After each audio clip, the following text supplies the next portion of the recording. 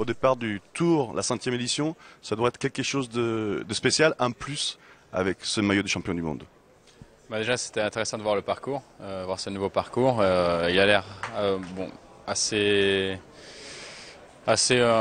divers, donc avec beaucoup d'arrivées au sprint, beaucoup d'arrivées pour les grimpeurs, du contre-la-montre. Donc il va être très complet et il va être attractif. Et puis après, personnellement, pouvoir porter le maillot de champion du monde les prochains mois, ça va être quelque chose de bien. Ouais.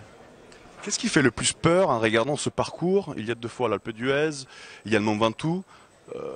Comme ça, tout de suite, qu'est-ce qui fait peur en regardant ce parcours de Tour de France 2013? Ce qui peut faire peur, c'est voir la facilité de la première semaine. Donc je crois que tous les sprinteurs vont essayer de se battre pour avoir le maillot jaune. Et beaucoup d'arrivées au sprint, beaucoup peut-être de vent, etc. Ou en tout cas d'étapes nerveuses par le public, par le nombre de virages aussi en Corse. Donc voilà, je crois qu'on risque de voir un début de Tour de France à l'image du Tour 2012 avec énormément de chutes, etc. Donc beaucoup de nervosité et c'est ça qui fait peur à première vue. Nous aurons un plateau de favoris très important.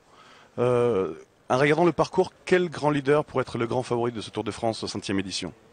Bah, comme toujours, encore complet. À partir du moment où il y a plusieurs contre-la-montre, il faut encore qu'ils puissent grimper et aussi rouler.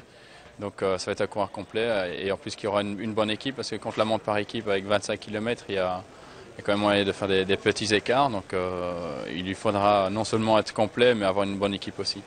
Merci beaucoup. Merci Philippe.